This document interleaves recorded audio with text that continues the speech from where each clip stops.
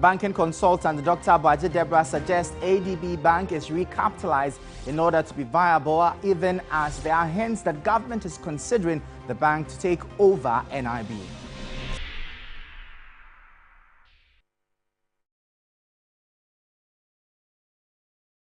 Hello there, good evening and welcome to Business Brief here on TV3. My name is Michael Obodu. Let's bring you some stories that have been making the rounds in the world of business today before we come with you with our headline.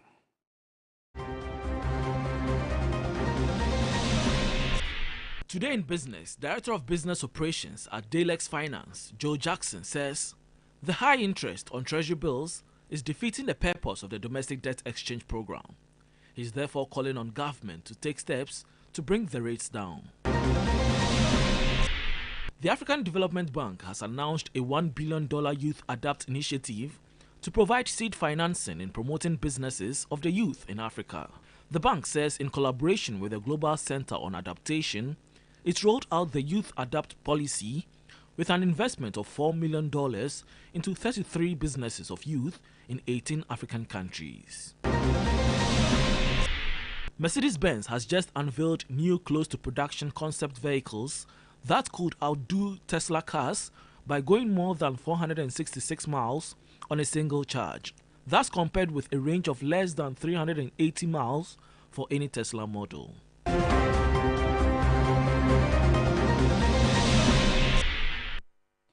Now to our top story, as a potential takeover of the National Investment Bank by ADB Bank is currently under consideration. According to sources, government is considering the move as a crucial step in its plans to rescue the struggling financial institution. The following 3 Business News Desk report has the details. According to sources with knowledge on the transaction, prioritizing the takeover of NIB by ADB is the chosen course of action. This decision stems from the government's determination not to provide further financial assistance to NIB, primarily due to the country's ongoing $3 billion program with the International Monetary Fund for Economic Recovery. Sources indicate that the government is exploring this path after multiple strategies aimed at revitalizing NIB have failed to yield the desired outcomes. It is worth noting that ADB itself might require financial assistance to facilitate a smooth takeover given NIB's current financial predicament.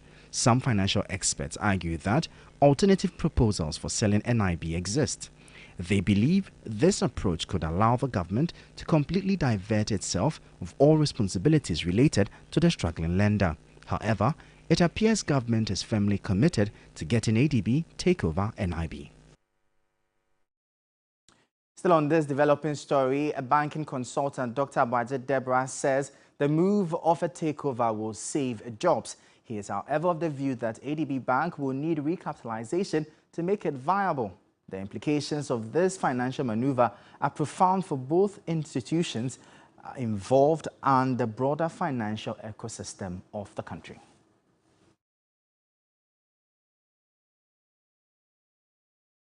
Now, Vice President and Area Director of International Advertising Association Africa has expressed the need to leverage technology to improve and move African brands beyond the continent.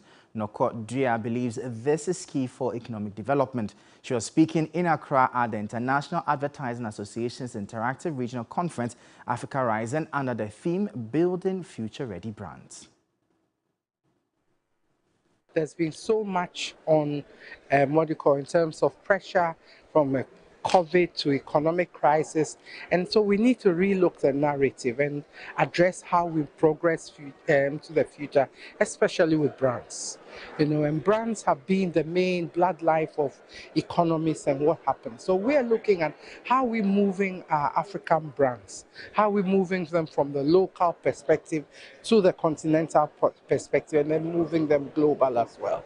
So it's to gather insights from people who have experts who have been in this business and who are understand the dynamics to share their their knowledge and experience, so it can encourage the entire industry to be uplifted.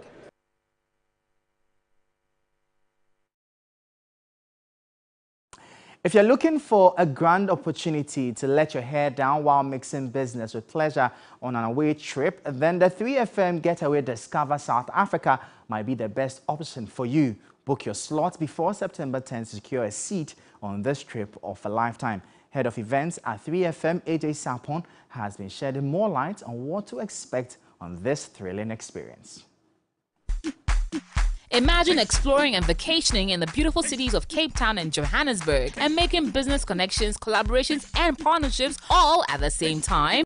It's an all-inclusive itinerary. So for the nice, tidy price of $2,699 per person as single occupancy, or $2,399 for twin sharing or double occupancy, that is if you're open to sharing a room with someone, or for a couple price, where we give you a nice discount if you come as a couple, we will be giving you 2 flights each per person. So you get a round trip Accra, South Africa, Accra. You get a round trip Johannesburg, Cape Town, back to Johannesburg. You get accommodation. You get breakfast and lunch. In Cape Town, we'll be exploring the beautiful wine region and going to different areas of the Western Cape province, such as Stellenbosch, Franschhoek, Paarl. We'll also sit down at the B2B session in Cape Town. When we come to Johannesburg, we'll also be going to the biggest wine event in Africa called Wine X. Now, there's also a business opportunity here, because for those interested in the value chain in the wine industry, you can be able to meet the suppliers, meet the growers, meet the people in the wine value chain, and know how you can be able to start your journey into that, or find some connections, or look for business opportunities there. So that's also going to be happening in Johannesburg. The managing director of MultiChoice Ghana has lamented the current economic conditions of the country and its impact on businesses in the media space. He is calling on the government to grant tax reliefs to help grow the industry and create more jobs. The economic conditions has affected us negatively, not just us, like all the other businesses in Ghana. We all know that in the past 1.5 years, the city has depreciated quite a lot. Inflation is in the excess of 40% and all that. So it has impacted us negatively. It has affected our revenues and our profitability. You would understand fuel prices have gone up, electricity tariffs are up and all that. So that kind of negatively impacts us achieving our revenue. The Director of Business Operations at Dalex Finance, Joe Jackson, says the high interest on Treasury bills is defeating the purpose of the domestic debt exchange program. He is therefore calling on government to take steps to bring down the rates. The 91-day Treasury bill has gone up again. It's gone up to a rate of 27.36. The 182-day Treasury bill has gone up to a rate of 28.7. And as for the 365 bill, it has gone from 31.65.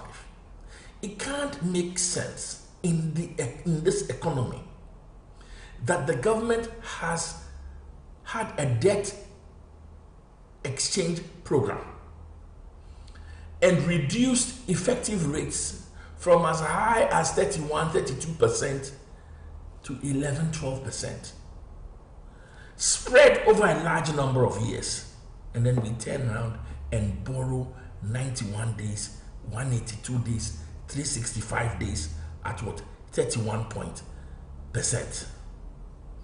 That can't make sense. And I don't care what other analysts say.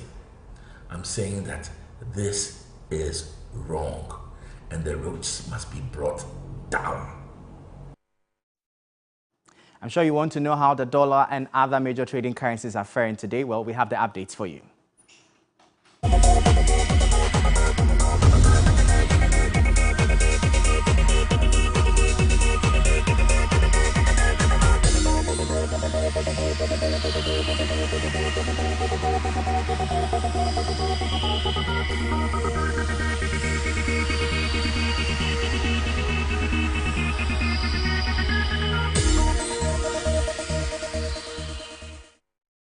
From the currency market, let's now move to the commodities market and find out how major commodities are faring. Mixed developments today. Cocoa is up by $45, is selling at $3,650 per ton. Gold is down by 0.81%, is trading at about $1,927 per ounce. Crude oil is also up by almost $2. It's trading at $90.89 per barrel. Well, that will be all for Business Brief here on TV3. For more business stories, please check out our website, 3news.com. My name is Michael Obodu. Thank you for watching. As always, please stay safe.